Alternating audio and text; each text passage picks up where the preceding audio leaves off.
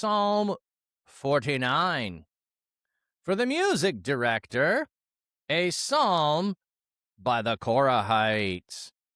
Listen to this, all you nations. Pay attention, all you inhabitants of the world. Pay attention, all you people, both rich and poor. I will declare a wise saying. I will share my profound thoughts. I will learn a song that imparts wisdom.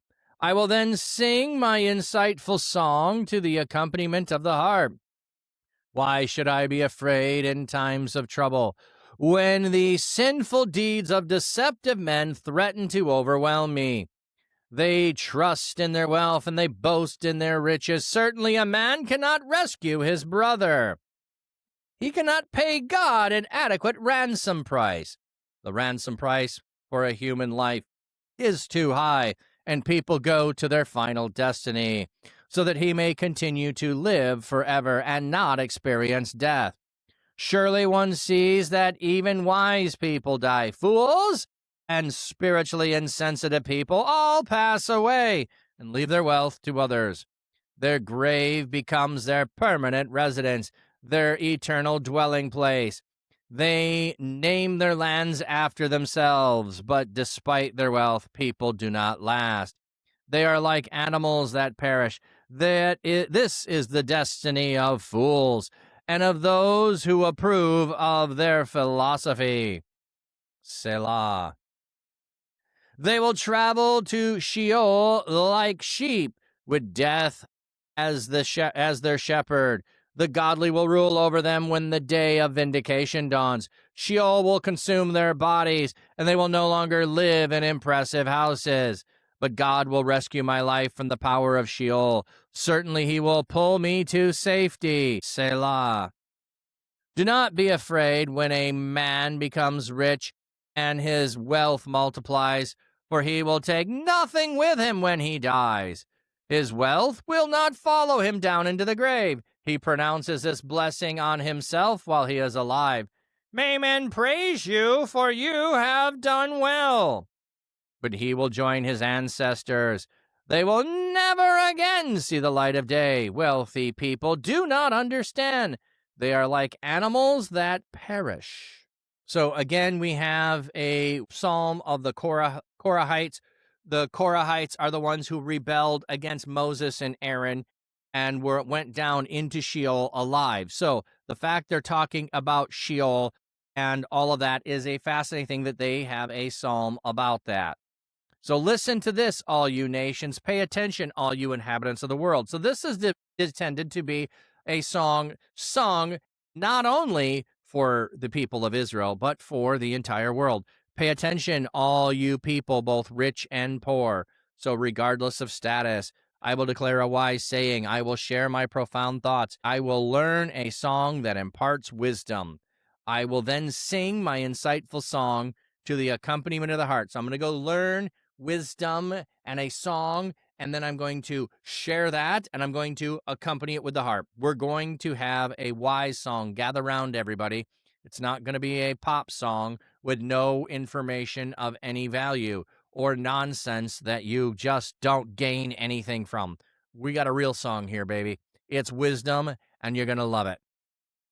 Why should I be afraid in times of trouble, when the sinful deeds of disruptive men threaten to overwhelm me? So, sinful people threatening to overwhelm me, I got no reason to fear. They trust in their wealth and boast in their great riches. They're trusting in the monetary gain. Certainly a man cannot rescue his brother. He cannot pay God an adequate ransom price so that he might continue to live forever and not experience death. So this right here definitely is an interruption there. So that's why I just finished by reading. He cannot pay God an adequate price so that he might continue to live forever and not experience death.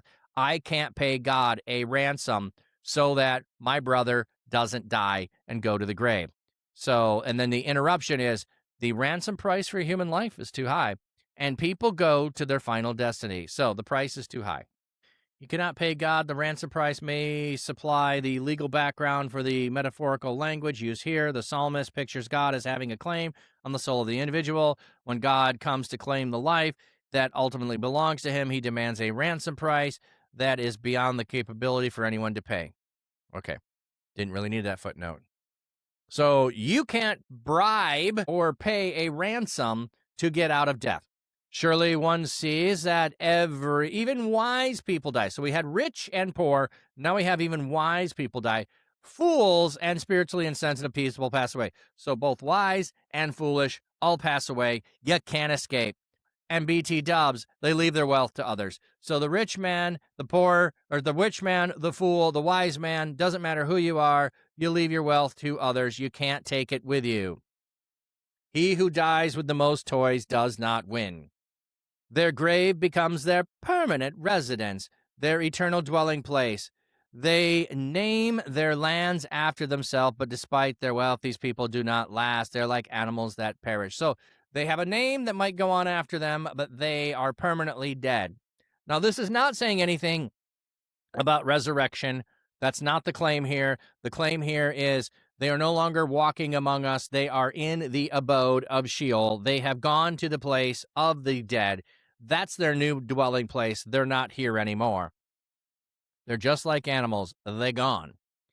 This is the destiny of fools and of those who approve of their philosophy. So we have everybody included, the wise, the fools, the rich, the poor, anyone who takes delight in them, Selah. They will travel to Sheol like sheep, with the death as their shepherd. So they're going to be like sheep, death is their shepherd, watching over them. They're down there. The godly will rule over them when the day of vindication dawns. Aha, the day of vindication. So that won't happen yet. We'll rule over them in the morning. There's a metaphor for the time of deliverance and vindication after dark night of trouble. So they are taking, so literally this is at dawn in the morning. This would be resurrection thinking, I think. Sheol will consume their bodies, and they will no longer live in impressive houses. So we have a little interruption, but yep, the godly will rule over them in the day of vindication dawns. In the future, not now. Until then, their bodies are consumed. They no longer live in impressive houses. They're in the dirt. They're in the dirt. But God will rescue my life from the power of Sheol. Okay, I will be rescued from the power of Sheol. Certainly, he will pull me to safety. So I will not have that fate of all of those who are wicked. Do not be afraid of men. A man with riches and his wealth multiplies. For he will take nothing when he dies. His wealth will not fall in the grave. So there's no reason to fear a wealthy man. He can't take it with him. He pronounces this blessing on himself as so he can only bless himself. Men praise me, for I've done well. Yeah. But he will join his ancestors, going to the place of the ancestors, the way of talking about being dead, going to the place of your ancestors, going down to the realm of the dead. They will never again see the light of day. Wealthy people do not understand. So wealthy people don't understand. They die just like poor people. They are like animals. They perish. So don't worry about what someone else has. That's not important. Everybody's going to die. Trust in God. Follow him. That's what we need to do. Omega, I think an interesting observation is the ransom. Just a second. Omega, I think the interesting observation is the ransom price is too high. Makes me think that only God can pay the ransom for our lives, and then it being done through Christ. Yes. It depends on who you think the ransom is paid to. The ransom being paid to God to rescue, or some have the viewpoint of the ransom is paid to the devil to rescue us out. In this psalm, the ransom price is being paid to God to ransom him from the grave. I think that's a better viewpoint than paying the devil a ransom, because the devil doesn't have ownership of us in that way. But I know that's one of the theories of atonement is ransom theory, and I'm not trying to tear it down. I'm just saying I don't know that I fully follow that one.